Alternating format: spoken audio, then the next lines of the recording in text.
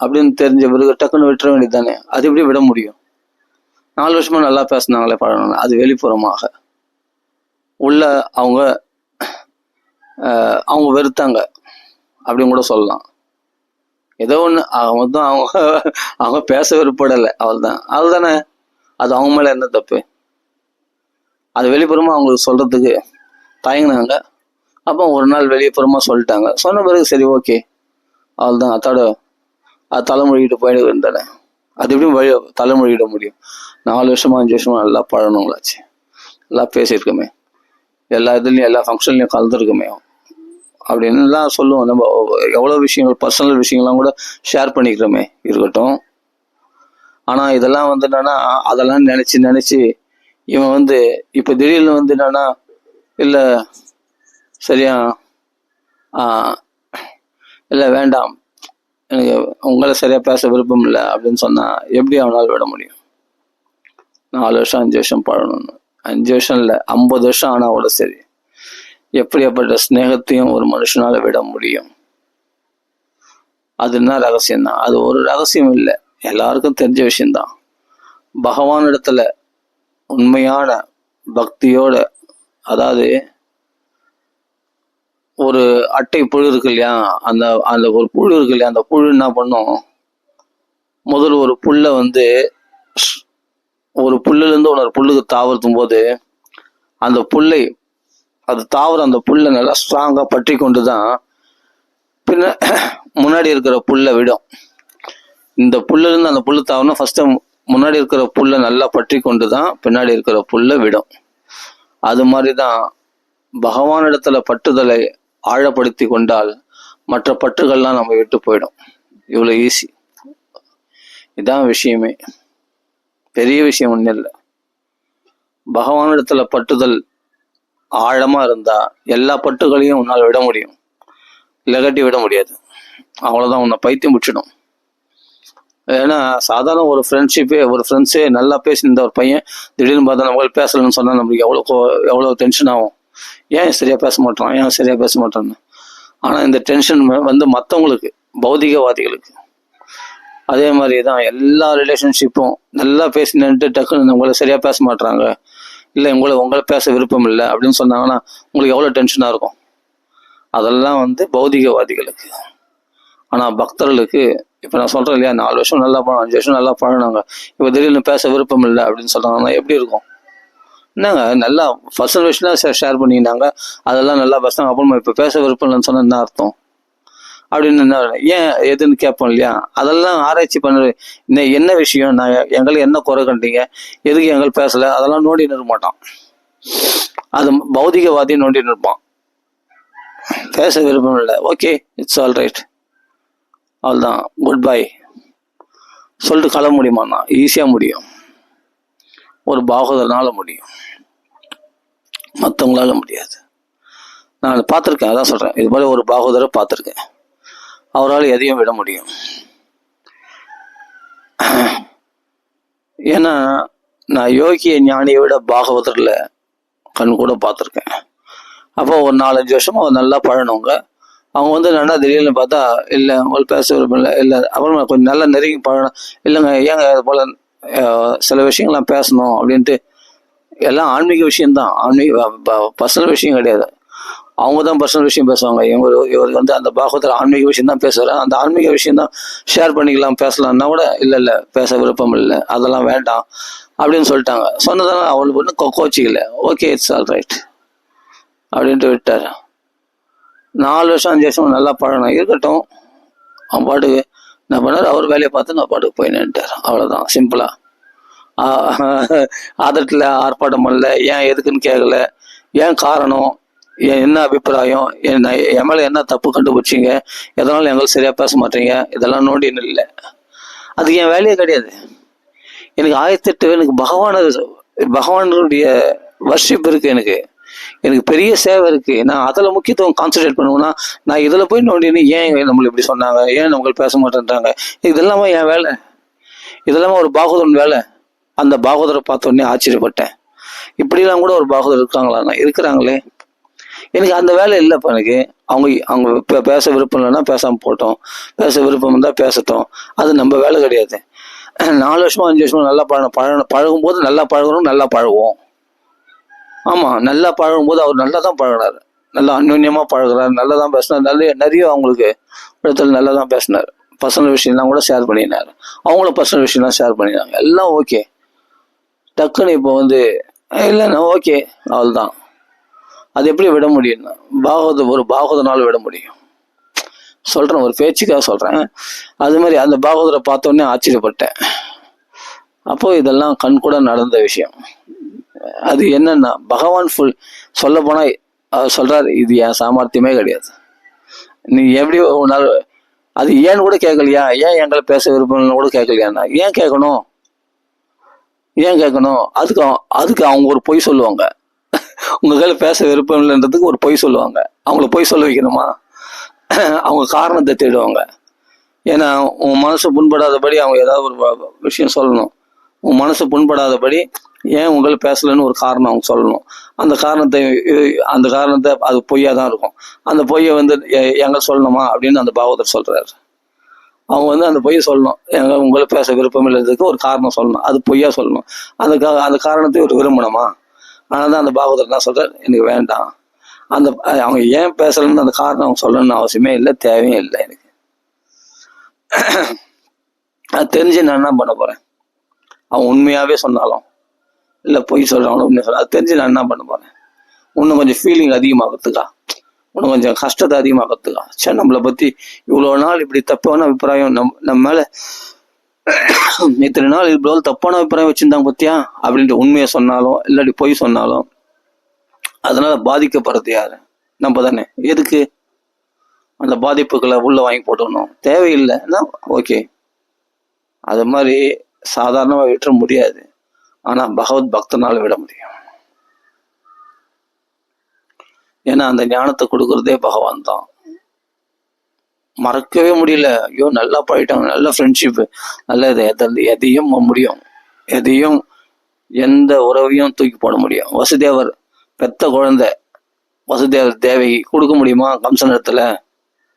ஆனா முடியும்னு சொல்றாரு அந்த இடத்துல. நான் சுகாச்சாரியர் சொல்றாரு அங்க முடியும். கிம் துஸ்தச்ச, ஏதாவது அவங்களால துறக்க முடியாது. அது எப்படியா? பெத்த குழந்தை, பச்சை மண்ணு, இப்பதான் மண்ணை பார்த்துக்குது. அந்த குழந்தைய போய் கதற கொடுக்க முடியுமான்னா கொடுக்க முடியும். அது எப்படின்னா எப்படி சொல்றது? அந்த அனுபவத்துல போனவங்களுக்கு தான் தெரியும். அந்த வசுதேவர் எந்த அனுபவத்துல இருந்திருக்காரு, தேவகி எந்த அனுபவத்துல இருக்காருன்னு அந்த நிலைக்கு போனாதான் தெரியும். அப்போ என்ன பண்ணணும்னா அது மாதிரி பக்தி பண்ணு. பகவானே பிள்ளையா பிறந்திருக்கான் அவங்களுக்குன்னா அவங்க அப்படியேப்பட்ட சாதனாத்மாக்கள், அவங்களாம் மகாத்மாக்கள் அல்லவா? அதனால ஒவ்வொரு விஷயமும்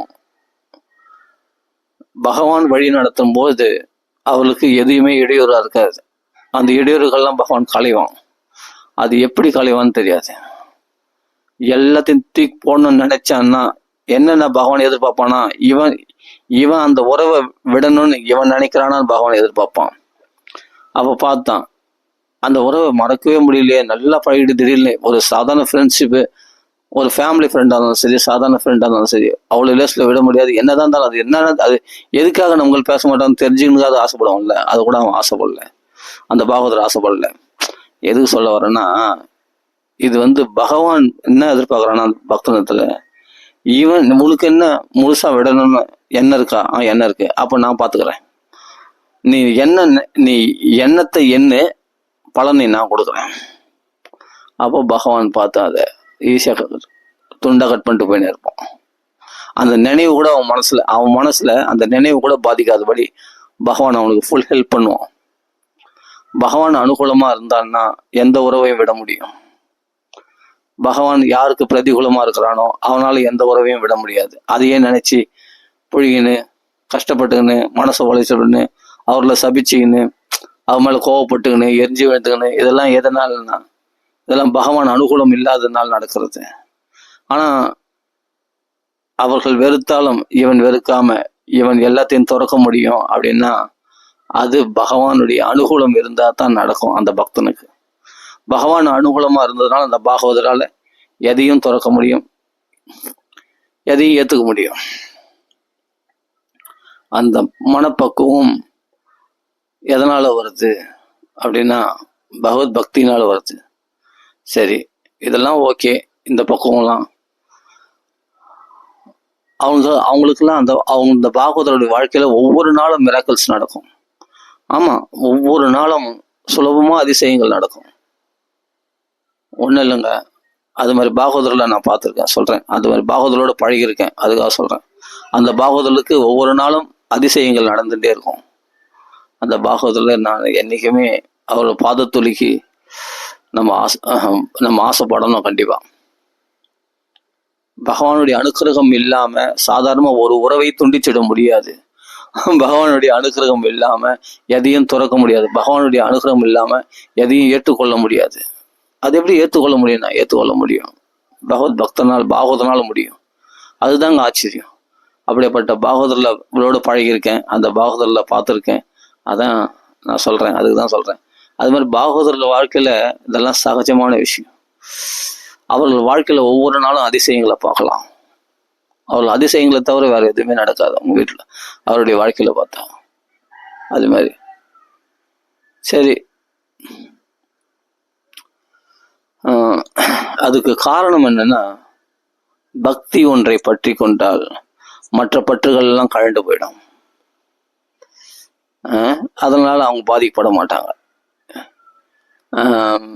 எத்தனையோ உறவுகள், ஃப்ரெண்ட்ஷிப் இருக்கும், ரிலேஷன்ஷிப் இருக்கும், அந்நியர்களாக இருக்கலாம், நல்லா வேற ஒரு பக்த சங்கமாக கூட இருக்கலாம். பக்த சங்கன்ற பேரில் அவர்கள் நல்லா பழகி இருக்கலாம், அன்பா உறவை வளர்த்து கொண்டு இருக்கலாம். எப்படி இருந்தாலும் எதையும் ஒரு பாகவதனால உண்மையாக பக்தி பண்ணியிருந்தா அவனால துறக்க முடியாதது எதுவுமே கிடையாது. ஈஸியா திறந்துட்டு போயின்னு இருப்போம். அதெல்லாம் எப்படின்னு கேட்க சொல்ல தெரியாது. ஆனா அந்த பாகவதனுக்கு பகவான் ஃபுல் சப்போர்ட்டா இருக்கிறான் அப்படின்றது மட்டும் நல்லா தெரியுது.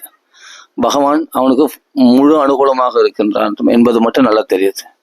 அதனால உறவுகள் மட்டும் இல்லை, எந்த விஷயமும் துறக்கிறதுக்கு பெரிய இழப்பு, நஷ்டமாயிடுச்சு, ₹1,00,000 இழப்புனா அதை பத்தி கவலைப்பட மாட்டான். அவன் பாடு தொலைச்சி போட்டு போயின்னு இருப்பான் அந்த பாகவதன். அது எப்படியா முடியும்? ஒரு ₹10 கைவிட முடியாது. ₹10 கூட பார்த்து செலவு பண்ணுவேன். திடீர்னு ₹1,00,000 போதுன்னா எப்படி போட முடியல? ஈஸியா முடியும் அவனால. பாகவதனுக்கு இதெல்லாம் லோஷ்டவுத் ஸ்மிருதம், இதெல்லாம் மண்ணாங்கட்டி சமமானது அப்படின்ட்டு போயினே இருப்பான்.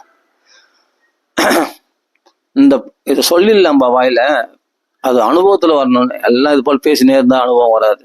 ஓப்பனா சொல்றேன், இது போல் பேசியிருந்தா அனுபவம் வராது. செயல்ல ஈடுபட்டாதான் அனுபவம் வரும். அப்ப எதுக்குதான் பாகவத பாராயணம் பண்றது? அப்ப எதுக்குதான் ராமாயணம் பாராயணம் பண்றது? அப்ப எதுக்குதான் பாகவதங்கள் பத்தி கதைகளை பேசுறது? எதுக்குதான் பகவான் நாமத்தை சொல்றது? இதுக்குதான். இது போல ஆபத்து காலத்துல, இது போல கஷ்டமான காலத்துல அவைகளால பாதிக்கப்படாம இருக்கிறதுக்காக தான் நம்ம இவ்வளவு சாதனைகள் பண்ணது. எதுக்காக தான் பாகவத பாராயணம் பண்ணது? எதுக்குதான் ராமாயணம் பாராயணம் பண்ணது? எதுக்குதான் பக்தி பண்ணது? எதுக்குதான் அவனுடைய கதைகளை பேசுறது? எதுக்குதான் அவனுடைய நாமங்களை சொன்னது? எதுக்குதான் சாதுக்களை தேடி போனது? இதுக்காக தான், இந்த பக்குவத்துக்காக தான். இந்த பக்குவம் நாம நினைச்சாலும் இந்த பக்குவத்தை வளர்த்துக்க முடியாது. நான் சொல்றேன் இல்லையா, அந்த பாகவதரால எல்லா உறவுகளால விட முடிஞ்சதுன்னு சொன்னேன் இல்லையா, அந்த பாகவதரால. அப்படின்னும் போது அந்த பாகவதர் என்னன்னா, அவர் அப்படியேப்பட்ட சாதனைகளை பண்ணியிருக்காரு, அப்படியேப்பட்ட பகவத் பக்தி பண்ணியிருக்காரு. அதனால அந்த பாகவதர்கள், இது மாதிரி பாகவதர்கள் எத்தனையோ பேர் பார்த்துருக்கேன். ஆனா இது மாதிரி பாகவதர்லாம் எனக்கு நெருக்கமானவங்க சில பேர் இருக்காங்க. அந்த பாகவதருடைய வாழ்க்கையை பார்த்தா ஒவ்வொரு நாளும் அதிசயங்களை தான் பார்க்குறேன். ஒவ்வொரு நாளும் அதிசயங்கள் அந்த பக்தருடைய, அந்த பாகவதருடைய வாழ்க்கையில் நடக்கிறது பார்க்குறேன். சரி, ஓகே. அடுத்தது, இதுக்கு என்ன காரணம்னா, மெயினான விஷயம், இப்போ பாகவத பாராயணம்னா அர்த்தம் தெரியாம பாராயணம் பண்றோம். அப்படி படிச்சா கூட அந்த சப்தங்களுக்கே ஒரு பலன் உண்டுன்னு சொல்றாங்க மகான்கள்லாம். சரி, அது வால்மீகி ராமாயணமானாலும் சரி, ஸ்ரீமத் பாகவதம் இருந்தாலும் சரி, சுகபுரக்தம், அதுக்கு சப்தங்களுக்கு ஒரு சக்தி உண்டு. அது பகவத்கீதை, விஷ்ணு சஹஸ்ரநாமம், எதுவானாலும், இல்லை நாம சங்கீர்த்தனம். ஆனா இதுல சாரமானது எதுன்னா நாம சங்கீர்த்தனம் தான். இந்த நாமாவே ஒன்றை பற்றி கொண்டானால் அது அவனுக்குள்ள பெரிய மிராக்கிள்ஸ் பண்ணும். ஆனா இந்த நாமத்தினுடைய மகிமை தெரியாததுனால தான் நிறைய பேர் நாமத்தை அலட்சியப்படுத்திடுறாங்க. நாமத்துடைய மகிமை தெரியாம சொன்னா கூட அவனுக்கு பலன் கொடுக்கின்றது சத்தியம். ஆனா அது சொல்லணுமே, அந்த சொல்றதுக்கான ஆர்வம் அவனுக்குள்ள உண்டாகணுமே. இப்ப நாமத்தை தெரியாமல் சொன்னா கூட பலன்றாங்க. நாமத்தை தெரியாமல் சொல்றதுக்கு கூட அவனுக்கு அந்த ஆர்வம் உண்டாகணுமே. அப்போ அதனுடைய மகிமை தெரிஞ்சாதானே அவனால அது ஆர்வமா அந்த நாமத்துடைய மகிமை தெரிஞ்சாதானே அதை ஆர்வமா அவனால் நாமத்தை சொல்ல முடியும். இல்லாட்டி முடியாது. அப்போ நாமா எவ்வளவு வசதியா எவ்வளவு பெருசா அப்படின்னு நம்ம இவ்வளவு பெருசா இவ்வளவு வசதியா அந்த நாமா அப்படின்னு நம்ம எங்க தெரிஞ்சுக்கணும்? ஒரு குரு மூலமா தெரிஞ்சுக்கணும்.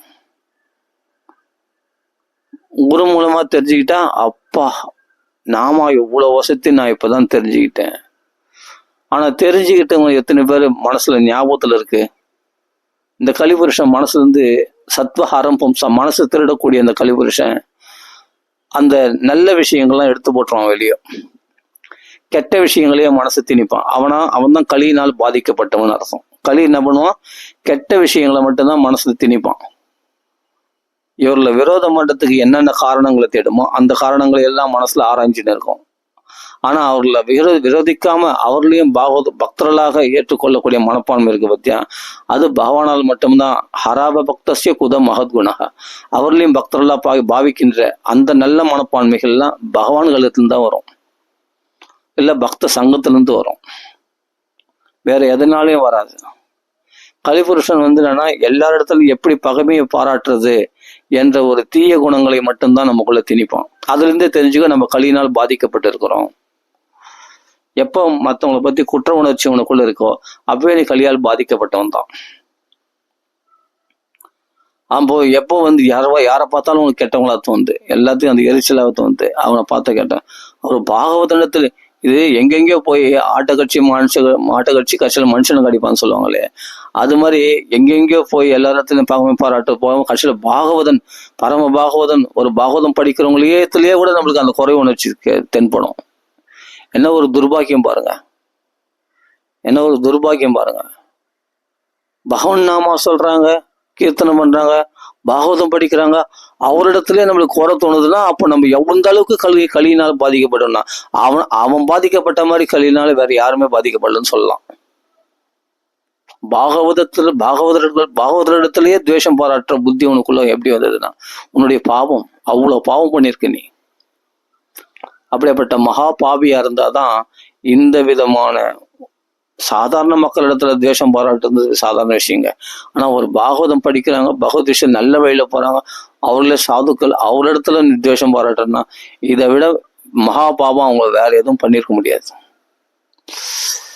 அவர்கள் சாதாரண பாபத்தினால இந்த துவேஷம் வந்திருக்காது. அதுவும் பாகவதத்துல பகமை பாராட்டுற அளவுக்கு அது மகா பாவத்தினாலே வரும் அப்படின்றது தான் நம்ம மகான்கள்லாம் சித்தாந்தம் பண்ணியிருக்காங்க. படிச்சு பாருங்க தெரியும் நான் சொல்றது உண்மையா பொய்யா இல்லை. நான் சொல்றது உண்மையா பொய்யான்றது நீங்க பாகவதம் படிச்சு பாருங்க தெரியும். இல்லை கட்டி மகான்களிடத்துல போய் துவேஷம் பாராட்டுன்ற புத்தி வருமா? யோசிச்சு பாருங்க. அது மகா பாபத்தினாலே வரும். சரி, ஓகே. இது சரி. அப்போ நான் இப்போ எந்த டாபிக் வந்தாலும் நாமா சொல்றது அதனுடைய மகிமை என்னன்றது ஒரு குரு மூலமா தான் தெரிஞ்சுக்கணும். குரு யாரு? பாகவதத்துக்கு ஸ்ரீ சுகாச்சாரியார் என்ன சொல்றாரு? இந்த அஜாமில வாக்கியத்தை மட்டும் நான் வியாசர் இடத்துல இருந்து கிரகிக்கல, அகஸ்தியர் வாக்குல இருந்து கிரகிச்சேன். மலைய பர்வதத்தை அடியில அர்ச்சனை பண்ணி கொண்டு இருக்கும் போது நடுவில் நான் போனதுனால அவர் அந்த அர்ச்சனையை நிறுத்திட்டு அந்த அர்ச்சனை பண்ற அந்த பகவான் நாமத்துடைய மகிமையை அகஸ்திய பெருமானே யாருக்கு? சுகாச்சாரியருக்கு சொல்லியிருக்காரு, நேரடியாக உபதேசம் பண்ணியிருக்காரு. அகஸ்தியர் ஜனகர் இடத்துல போய் உபதேசம் பெற்றிருக்கார். தர்மவியாதர் அப்படின்னு ஒரு கசாப்பு கடைக்காரன் தர்மவியாதர், அவரிடத்துல போய் உபதேசம் பெற்றிருக்கிறார் சுகாச்சாரியார். பிரம்ம ஞானினா எப்படி இருப்பாங்க? அப்படி மிடுக்கா இருப்பாங்க, அப்படி கர்வமா இருப்பாங்க, யார் இடத்துல பேச முடியல. அப்படி இல்லை, உண்மையான ஞானம் இருக்கிறவங்கள மதிப்பாங்க. அதான் பிரம்ம ஞானிக்கு அர்த்தம். உண்மையான ஞானம் இருக்குந்தா அவங்க இடத்துல போய் பணிஞ்சு போவாங்க.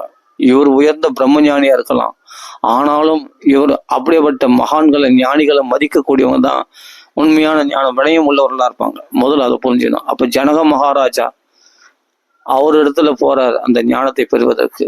அதுக்கப்புறமா அவர் தர்மவியாதன்னு ஒரு கசாப் கடலத்துல அனுப்புறாரு. அவன் மகா ஞானி. கசாப் கடலன் எப்படி மகா ஞானியா இருக்கணும், இதெல்லாம் மகாபாரதத்துல வரக்கூடிய விஷயம். அப்போ அந்த சுகாச்சாரியர் போய் அவரிடத்துல போய் அந்த அந்த ஞானத்தை பெறுகிறார் தெரியுமா. ஏன்னா எப்போ எல்லாரோட நான் தான் பிரம்ம ஞானின்னு நினைக்கிறவங்க ஞானியா இருக்க முடியாது. எல்லாரை விட தன்னை தாழ்ந்தவனா நினைக்கிறவங்க தான் மகா ஞானியா இருக்க முடியும். அதனால ஒரு கசாப்பு காடரும் பாவமும் ஞானம் அங்க அந்த இடத்துல உள்ள வெளிப்புறமான அசுத்தத்தை பார்க்காம அவர்களும் இருக்கிற உண்மையான ஞானத்தை, அந்தரங்க ஞானத்தை பார்த்து போனதுனால்தான் சுகாச்சாரியர் அருமையான ஞானத்தை பெற்றார். அவரே இயற்கையிலே ஞானிதான். ஆனா மேலும் அவர்களுக்கு ஞான விஷயத்திலே தான் அவர் மனசு ஈடுபடும்னா அந்த ஞானத்தை தேடி போனார். ஏன் தேடி போனார்? அவர்களை மதிக்கணும், அந்த ஞானிகளை. அதுக்காக தான் பிரம்மனிஷ்டராகிய சுகாச்சாரியரும் அவரிடத்துல போயெல்லாம் ஞானத்தை பெற்றார். அப்போ அவர் ஒரு ராஜா, நான் துறவி, நான் சன்னியாசி, நான் பிரம்மனிஷ்டர் அப்படின்லாம் இல்லை பாருங்க. ஜனக மகாராஜா ராஜா தான், குடும்பஸ்தர் தான். ஆனா அவர் இடத்துல இருக்கிற ஞானம் இதெல்லாம் அந்த ஆசிரம பேதங்கள் வர்ண பேதங்கள்லாம் கிடையாதுங்க இந்த ஞானத்துக்கு. இதுக்கெல்லாம் அப்பாற்பட்டது ஞானம் அப்படின்னு தான் இந்த மகாபாரதத்துல அந்த கதை வருது. சுகாச்சாரிய போய் ஜனக மகாராஜத்துல ஞானத்தை பெறுவதும், ஜனக மகாராஜா தர்மவியாதன்ற கசவானந்த அனுப்புறதும், அவரு ஞானத்தை உபதேசம் பண்றதும் அதெல்லாம் கேட்டு ஆனந்தப்படுறார் சுகாச்சாரியார். அந்த ஞானம்ன்றது சாதாரண விஷயம் கிடையாது. அது எல்லாத்துக்கும் பராகாஷ்ட அந்த திவ்ய ஞானத்தை பெற்றவர் தான் சுகாச்சாரியார். அவருடைய வாக்குல பாகவதம் வந்தா பின்ன எப்படி இருக்கும்? அப்படியே வாசனை, அந்த ஞானம், அந்த ஞான வாசனை கமமன்னு இருக்கு பாருங்க. அப்படியே நல்ல சுத்தமான நெய் வாசனை கமமன்னு இருக்கும் இல்லையா? நல்ல மனமா இருக்கு. சாப்பாடுல போட்டாவே அந்த சாப்பாடே அப்படியே மனமா இருக்கும். சாம்பார்ல அந்த பசு நெய் போட்டா எப்படி மனமா சாப்பிடுவாங்களோ அது மாதிரி இந்த ஞானம் பக்தி அப்படியே பிரகாசிக்குது பாகவதத்துல.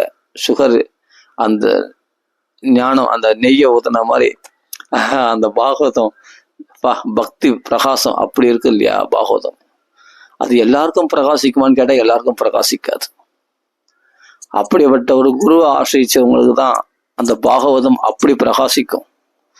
அந்த பாகவதத்துல சுகாச்சாரியரால் சொல்லப்பட்ட பாகவதமாச்சே. அப்படிப்பட்ட குருநாதர் நம்மளுக்கு வழி காட்டியிருக்காரு. அப்ப என்ன சொல்றாருன்னா, நாமத்துடைய மகிமையை அஜாமில பாக்கியத்தில் தான் சொல்லியிருக்காரு.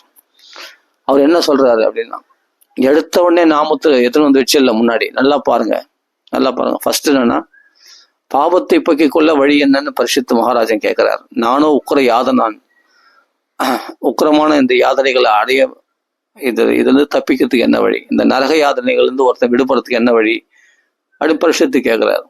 அப்போ சுகாச்சாரியா சொல்றார், மனசால பண்ணக்கூடிய பாவத்தை மனசாலையும், வாக்கால பண்ணக்கூடிய பாவத்தை வாக்காலையும், உடலால பண்ணக்கூடிய பாவத்தை உடலாலையும் அனுபவிச்சு தான் தீர்க்கணும்பா அப்படின்னு ஃபர்ஸ்ட் சொல்றாரு. ரெண்டாவது, இதுக்கு பரிகாரம் என்னன்னு கேட்டா, உடம்பு நல்லா இருக்கும் போதே கிருஷ்ணம் சாந்திராயணம் போன்ற வேதங்கள்ல சொல்லக்கூடிய பரிகாரங்களை செய்து கொள்ளலாமே. அதனால அதுக்குதான் அந்த பரிகாரங்களை செய்து கொண்டால் சின்ன பாவத்துக்கு சின்ன பரிகாரங்களும் பெரிய பாவத்துக்கு பெரிய பரிகாரங்களும் சாஸ்திரத்துல மகரிஷிகளால் எழுதி வைக்கப்பட்டிருக்கிறது. அதை கடைபிடித்தால் அவனால அந்த பாவங்களை விடுபட முடியும். சரி, ஆனா சமாதானம் இல்லை. பரிசுத்தம் என்ன சொல்றாருன்னா, பாபத்தை செய்தா பிராயசித்தம் இருக்கு அப்படின்னு, பிராயசித்தம் இருக்குன்ற ஒரு தைரியத்தினாலே பாவம் செய்ய தொடங்குவானே. பாவம் செய்யலாம், பிராயசித்தம் இருக்கு, பிராயசித்தம் பண்ணிக்கலாம் அப்படின்னு சொல்லிட்டு பிராயசித்தம் பண்ணிப்பான். அப்போ ஆனா பாவம் செய்யணுன்ற ஆசை என்ன அவனுக்குள்ள இருக்குமே, மறுபடியும் பாவத்தை தானே பண்றான்.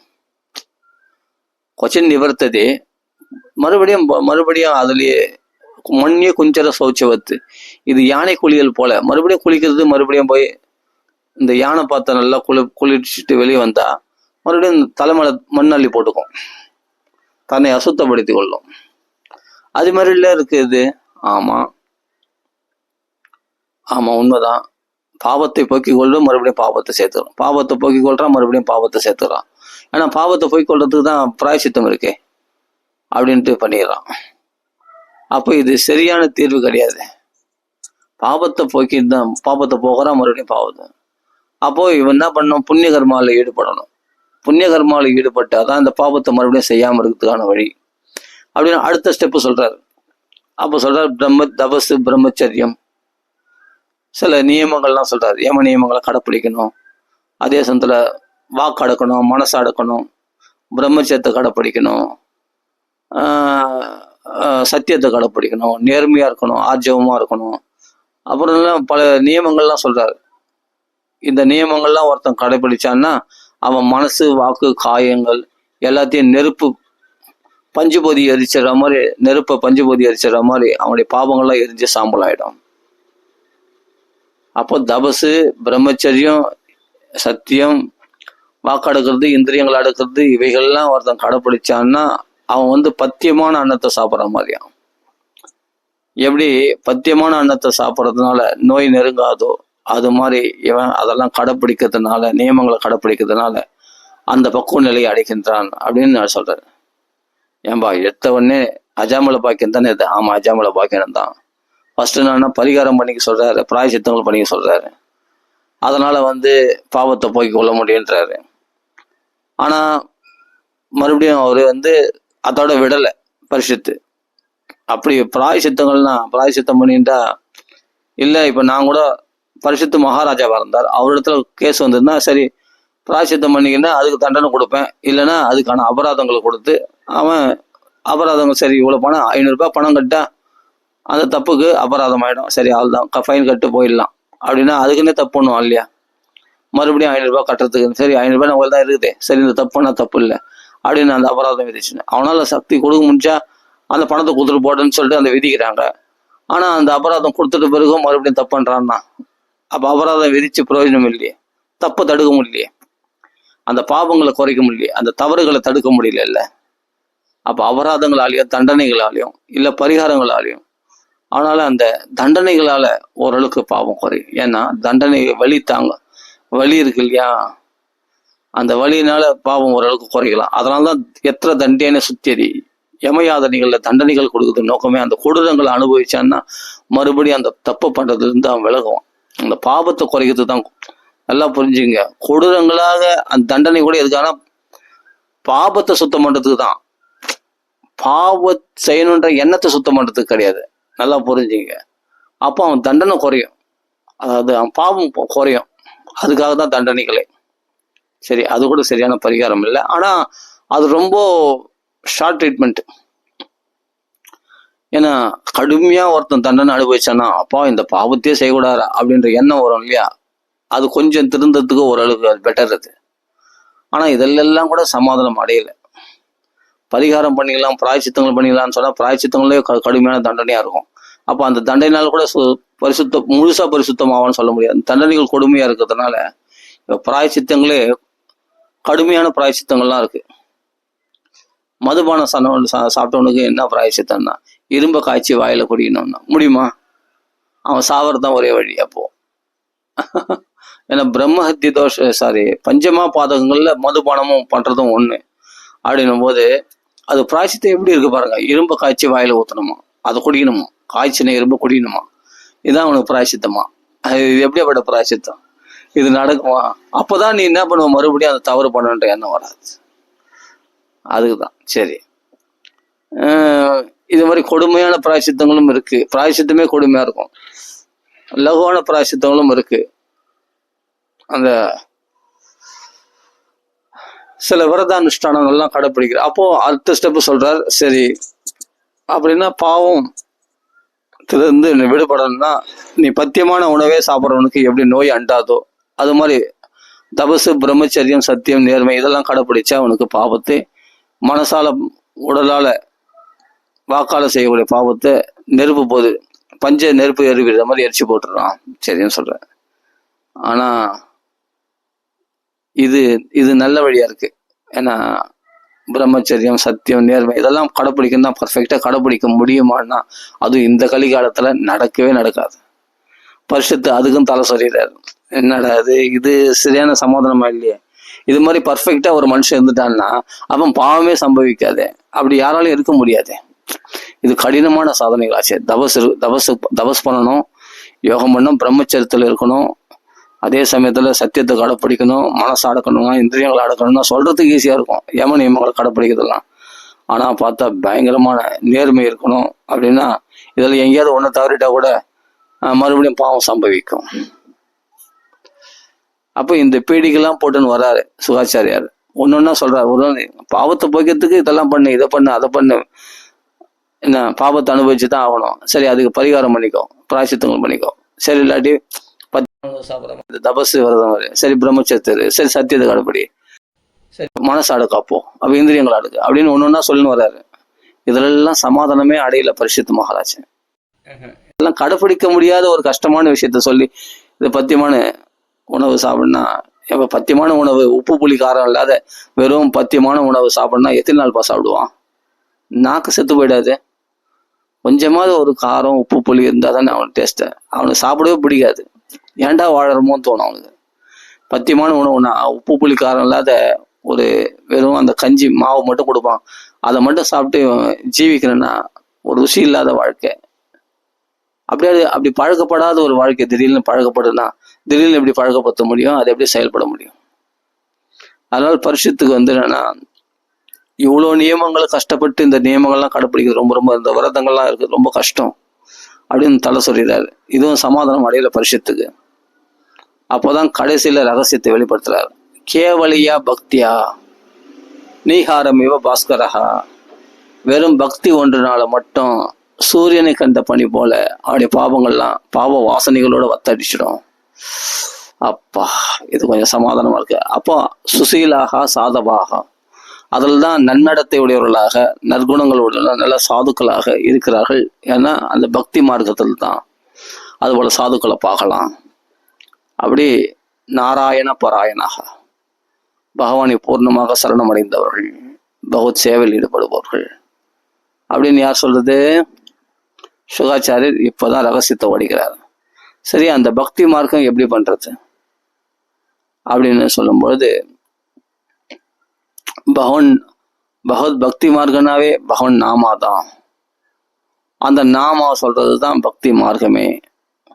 அந்த நாமத்தினால ஒருத்தன் விடுபட்டு இருக்கான். சரி, அந்த நாமம் மகா பாவங்கள்லாம் போயிடுமான்னா, இது வரைக்கும் பாவமே, இது வரைக்கும் எவ்வளவு பாவம் பண்ணியிருந்தா கூட சொல்ற சித்திரகுப்தன் கையே உடைஞ்சு போற அளவுக்கு ஒருத்தன் பாவம் பண்ணியிருக்கானாம். அந்த அளவுக்கு பாவத்தினுடைய அந்த அளவுக்கு பாவம் பண்ணனுடைய பாவங்களை எல்லாம் கூட பொசுக்கேத்துச்சான். அப்படியேப்பட்டுதான் பகவான் நாமா அப்படின்னு இந்த இடத்துல கடைசியில பக்தி பண்றதுதான் சிறந்த வழின்னு சொல்லிட்டு, அந்த பக்தியிலையும் பார்த்தா சாரமா நாமந்தான். அந்த நாமமும் ஒருத்தனை கரையேற்றிருக்கு. அதுதான் கான்யகுப்ஜே துவஜகஸ்சித்து தாசி பதில் அஜாமிலகா நாம்னா நஷ்ட சதாச்சாரோ சம்சர்க்க தூஷிதா அப்படின்னு சொல்லிட்டு அஜாமில வாக்கியனத்தை அங்கதான் சொல்ல ஆரம்பிக்கிறார் 6வது ஸ்கந்தத்துல. அந்த அஜாமிலன் தான் பகவன் நாமத்தினால கரையறனா அப்படின்ட்டு அந்த கதையை சொல்றாரு. அவன் பிராமண குலத்துல பிறந்து பாவம் பண்ணாதான் தண்டனை அதிகம். ஏன்னா பிராமணன் எல்லாம் கல்வி கற்றவன், எல்லாம் தெரிஞ்சு இருந்து பாவம் பண்றான். தெரியாத பாவம் பண்ணவனை விட தெரிஞ்சு பாவம் பண்ணவன் தான் தண்டனை அதிகம். அப்படியேப்பட்டவனுடைய பாவத்தையே கூட தண்டனை அதிகம். அவனுக்கு அவ்வளவு பாவம், அந்த பாவத்தினுடைய பலன் பெருசு. அவனுடைய பாவத்தையே தண்டனை இல்லாதபடி காப்பாத்திருக்கு பகவான் நாமா. அப்படின்னா அப்ப நாமா எவ்வளவு வசதி அப்படின்னு இந்த சரித்திரத்துல புட்டு புட்டு புட்டு புட்டு வைக்கிறாரு. பதமா படிக்கணும் அஜாமல பாக்கியந்த. சும்மா நீ பாகவதம் பூரா படிக்கிறது, இந்த அஜாமல பாக்கியம் ஒன்ன படிக்கிறதும் ஒண்ணுதான். பாகவதம் பூரா படிக்கிறதும் ஒண்ணுதான். இந்த அஜாமல வாக்கியான ஒன்ன மட்டும் படிக்கிறதும் ஒண்ணுதான். ஏன்னா நீ சாரத்துக்கு வந்துட்டியே. பாகவத்துடைய சாரம் என்ன? கடைசி ஸ்லோகத்துல சொல்லியிருக்கு, நாம சங்கீர்த்தனம் எஸ்ய சர்வ பாப பிரணாசனம் பிரணாமோ துக்க சமனகா தம் நமாமி ஹரிபரம். சுலபமா சொல்லிச்சு ஒரு ஸ்லோகத்துல. இதுக்கு விரிவான அர்த்தம் எங்க இருக்குன்னா அஜாமல வாக்கியத்தில் தான் இருக்கு. அதில் தான் நாம மகிமைய வெட்ட வெளிச்சமா காட்டியிருக்கு. இதுக்கு மேல அஜாமல வாக்கியத்துல சொன்ன மாதிரி நாம மகிமை வேற எந்த புராணங்கள்லயும் எந்த சாஸ்திரங்கள்லயும் எந்த கிரந்தங்கள்லயும் நான் பார்த்தது கிடையாது. யாரு பிரமாணம் எடுத்துக்கினாலும் அஜாமல பாக்கியானது தான் பிரமாணமா எடுத்துப்பாங்க.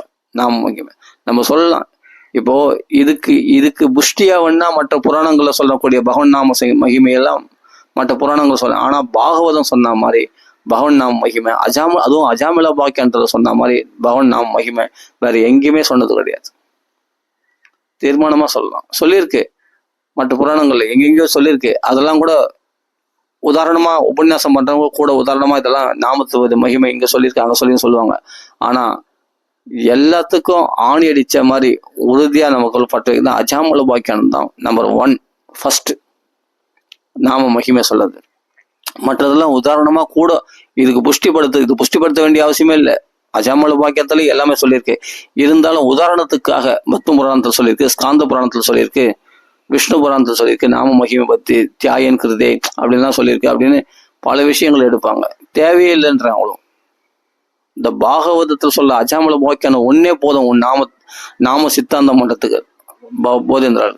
அதே சமயத்துல இது ஒன்னே போதும் உனக்குள்ள நாம பக்தி உண்டாகிறதுக்கு. நான் பார்த்திருக்கேன். இதுக்கு வியாக்கியானமா மற்ற புராணங்கள் இருந்தா கூட உதாரணம் எடுப்பாங்க, பல விஷயங்கள் எடுப்பாங்க. ஆனா என்னதான் எவ்வளவு எடுத்தாலும் இந்த அஜாமல பாக்கியத்துல சொன்னக்கூடிய மகிமைக்கு இணையா ஆகலை. அவைகளும் நாம மகிமை தான். அவைகளும் நம்ம அக்செப்ட் பண்ணிக்கணும். கண்டிப்பா புஷ்டி எல்லாமே எல்லா புராணமும் சொல்லப்போது வியாசருடைய வாக்கியம் தான். ஆனாலும் இது மட்டும் தனியா பிரகாசிக்குது அஜாமல பாக்கியம் பார்த்து. அதனால நம்ம எங்கேயும் தேட வேணாம். அஜாமல பாக்கியனத்தை ஒழுங்கா படிச்சோம்னா நாம பக்தி வராம இருக்கவே இருக்காது. கண்டிப்பா வரும். அதுதான் சரியான ஒரு முறையில ஒரு குரு மூலமாக சில பிரபுபாதா போட்டிருக்காரு இஸ்கான்ல. அதை படிச்சோம்னாவே நம்மளுக்கு பக்தி உண்டாகும். அருமையா விளக்கமா போட்டிருக்காரு. ஆனா சில பேருக்கு தலை சுத்தம், ரொம்ப பெருசா இருக்க படிக்கிறதுக்கு எப்படி படிக்க முடியும்னு. சரி, ஓகே. அதனால சாதாரணமாவே நம்ம அஜாமல பாக்கியம் படிச்சனாவே நம்மளுக்கு புரியும். அதற்கு பிறகு நம்ம வேற எதுவும் படிக்கக்கூடாது. நாமத்துல ஸ்திரமா நிக்கணும்னு நினைக்கிறவங்க இந்த அஜாமல பாக்கியத்தை மட்டுமே படிக்கணும். அதான் சொல்றேன், நீ பாகவதம் பூரா படிக்கிறதும் ஒண்ணுதான், இந்த அஜாமல பாக்கியான ஒண்ணு மட்டும் படிக்கிறதும் ஒண்ணுதான்.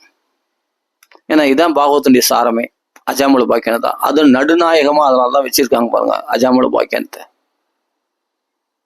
அங்க நாம மகிமை அங்கங்க சொல்லியிருக்கு. ஒவ்வொரு ஸ்லோகம் 2 ஸ்லோகம், சில கதைகள்ல அங்க நாம மகிமை சொல்லியிருக்கு. ஒரு நாம மகிமைக்குன்னே ஒரு கதையா சொல்லியிருக்குன்னா அது அஜாமல பாக்கியம் தான் பாகவதத்துல. இதை மட்டும் நீ ஸ்திரமா என்ன ஒண்ணுன்னா, நம்ம மனசு எங்க சதுராடியதுன்னா, இப்ப அஜாமல பாக்கியம் அடுத்தது சித்திரகேது கதை, அடுத்தது விருத்தராசுரன் கதை, அடுத்தது பிரகலாத சரித்திரம் அப்படின்னு போயிட்டு பத்தியா, அங்கதான் நம்ம நாம மகிமை சதுராடியது. புரிஞ்சுக்கணும். எங்க ஒரு ஸ்திரமாக நாமத்துல நிலைக்க முடியலன்னு சொன்னா பல கதைகள் இருக்கிறதுனால தான். பல கதைகள் ஏன் இருக்குதுன்னா எல்லாம் பக்தி உண்டாகிறது தான். அதுல உனக்கு எது வேணுமோ அதை படிச்சுக்க அப்படின்றதான். ஸ்மரண பக்தி வேணுமா, ஸ்ரவண பக்தி வேணுமா, கீர்த்தன பக்தி வேணுமா, எந்த பக்தி வேணுமோ பிடிச்சிக்க அப்படின்றதுக்காக தான் இத்தனை உபாக்கியங்கள் இருக்கு. அந்தந்த அதிகாரிகளுக்கு அது.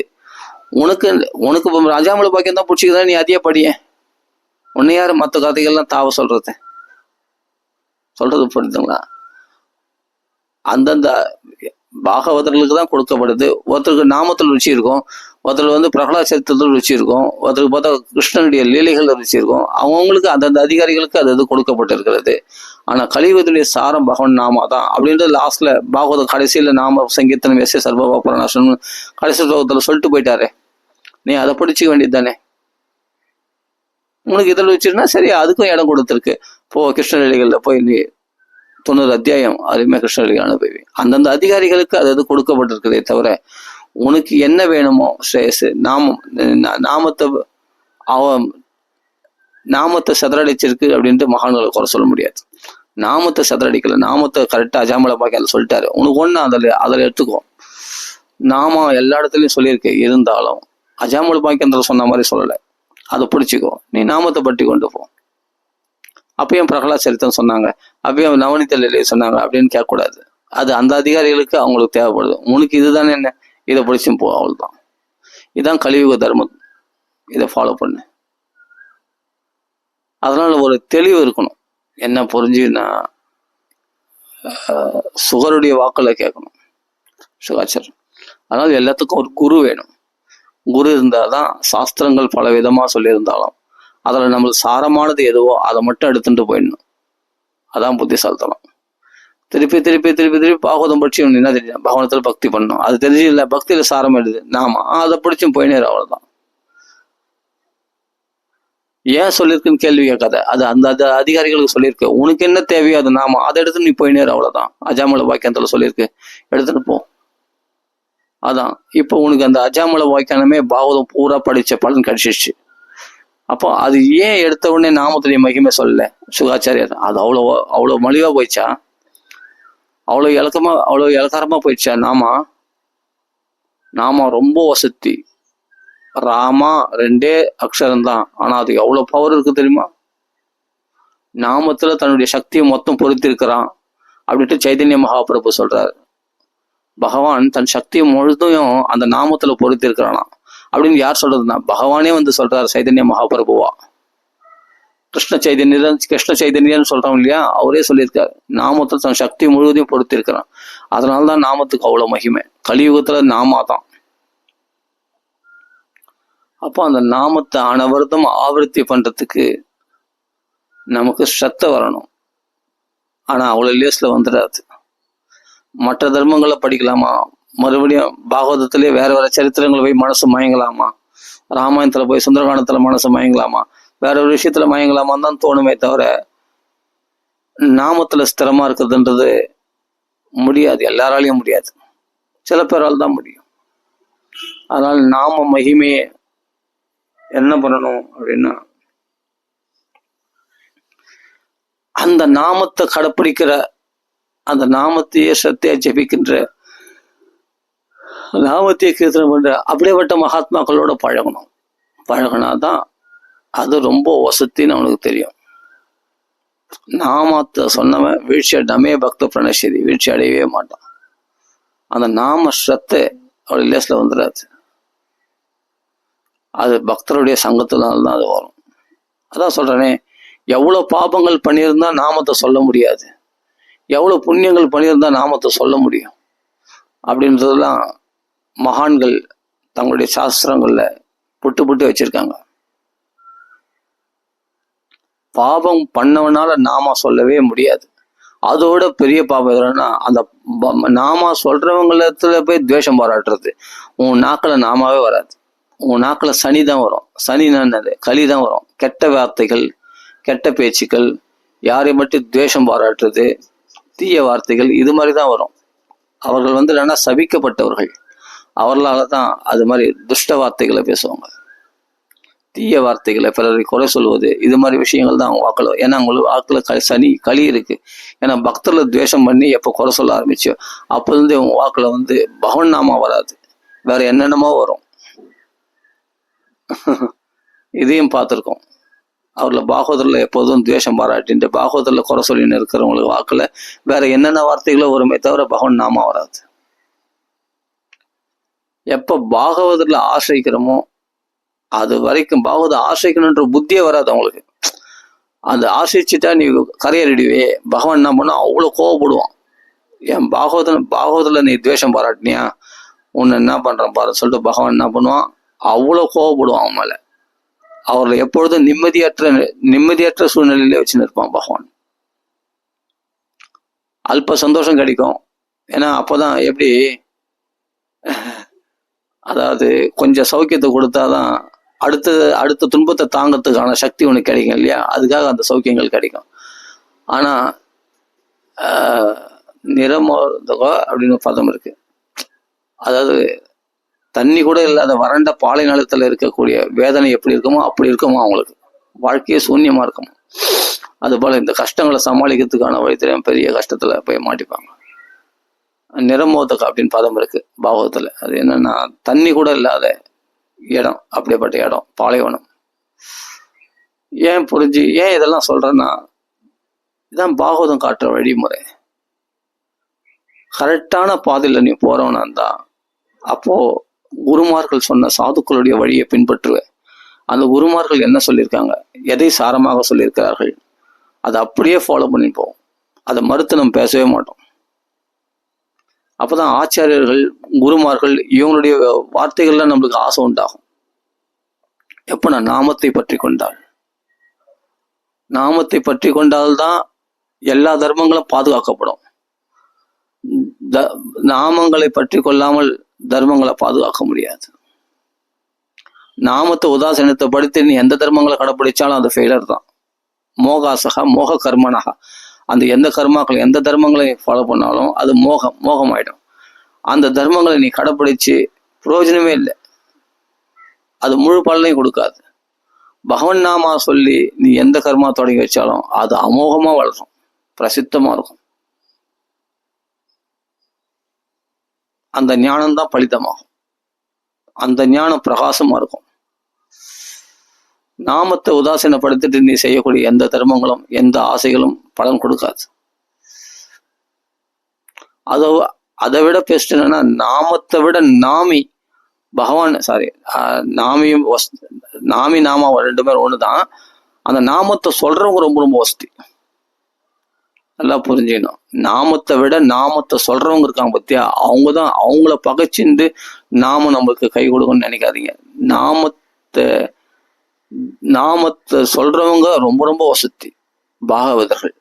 அவர்களுடைய அனுகிரகம் இருந்தாதான் பகவானே உங்களுக்கு அனுகிரகம் பண்ணுவோம்.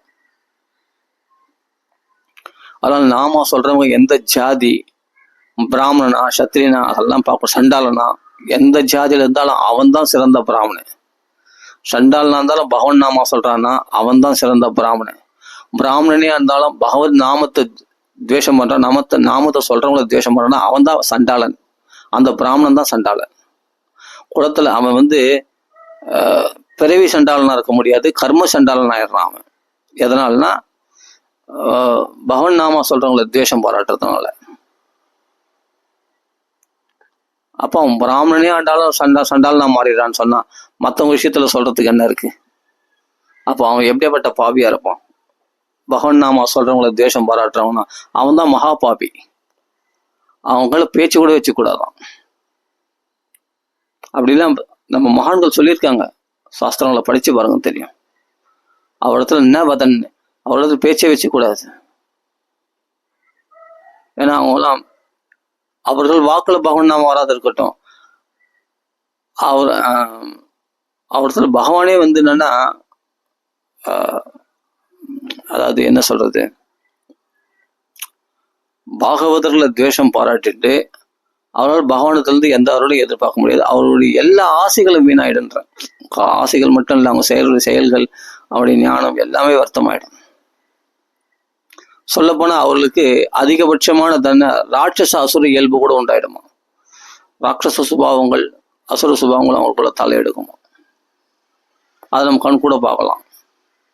எத்தனையோ மனுஷர் இடத்துல பார்த்துருக்கேன். அது அசுரர்கள் போல அப்படி பயங்கரமா அடிச்சு துவம்சம் பண்ணி அடி வெட்டு குத்து பெல அது மாதிரி புத்தி உண்டாயிடும். பதிலுக்கு பதில் நான் அடிச்சா நான் அடிப்பேன், திருப்பி பேசினா பேசுவேன், பார்த்துடலாம் நீயா நானா, இது மாதிரி பேச்சுக்கள் தான் வரும் அவங்கள. ஒரு சாந்தமான பேச்சுக்கள் பார்க்க முடியாது. அப்போ எதுக்கு சொல்ல வரோன்னா, பாகவதம் படிக்கிறது சாதாரண விஷயம் இல்லை. பாகவதனுடைய சாரத்தை தெரிஞ்சுக்கணும், அந்த அஜாமலை வாய்க்கணும். அந்த அஜாமலை என்ன சொல்றான் கடைசியில, வெட்டு குத்து போல அப்படின்னு இருந்து கொள்ளையடிச்சவன் கொலை செய்தவன் அப்படியே மகாபாதங்களை பண்ண அந்த அஜாமலன் கடைசியில் என்ன சொல்றான், இனிமேல் சகல ஜீவராசிகளுக்கும் நான் நலன் விரும்பியாக இருந்து கொண்டு சாந்தமான சித்தத்தோடு நான் பாடு பகவானை ஆராதனை செய்ய போகிறேன் அப்படின்னு முடிவெடுத்தான். அதான் சொல்றேனே, நீ பாகவதம் பூரா படிக்கிறதும் ஒண்ணுதான், அஜாமலை வாய்க்கணும் ஒண்ணு மட்டும் படிக்கிறதும் ஒண்ணுதான். அதுலயே உனக்கு எல்லா விஷயங்களும் அடையிருக்கு. அப்போ அந்த சாந்த சித்தத்தோட மனசை அடக்கி ஒரு தேவாலயத்துல போய் ஹரிகீர்த்தனம் பண்ணிட்டு அவன் கரையேறினான் அப்படின்னு பாக்குறோம் அஜாமலை வாக்கியத்துல. அப்போ நாமாவுக்கு அவ்வளவு பவர் இருக்கானா? நாமத்துக்கு மட்டும்தான் அவ்வளவு பவர் இருக்கு. நாமாவுக்கு அவ்வளவு பவர் இருக்கான்னு சொல்லாதீங்க, நாமத்துக்கு மட்டும்தான் அவ்வளவு பவர் இருக்கு. அது அவ்வளவு லேஸ்ல நாமத்துல நிலைச்சு நிற்க முடியாது. ராம ராம ராம ராம ராம ராம ராம ராம் ராம ராம ராம ராம் அப்படின்னுட்டா அவனை விட வசதி உலகத்துல யாரும் கிடையாது. பக்தன்ல நாம சொல்றோம் தான் ரொம்ப ரொம்ப வசதி. அதுதான் முதல் புரிஞ்சுக்கணும். அதனால மற்ற கைங்கரியங்கள் மற்ற சேவைகள்லாம் அப்போ வேஸ்டான்னு கேட்டால் வேஸ்ட் கிடையாது. எல்லா சேவைகளும் வசதி. அதில் ரொம்ப தலை சிறந்தது என்னென்னா பகவன் நாமா. அவ்வளோதான். இதை புரிஞ்சுக்கிட்டா போதும். ராம ராம ராம ராம ராம ராம ஸ்ரீராம கி ஜெய், ஆஞ்சநேய சுவாமி கி ஜெய், ராம ராம ராம ராம ராம ராம. அவனால் சாதிக்க முடியாத உலகத்தில் எதுவுமே கிடையாது. ராம ராம ராம ராம ராம ராம ராம.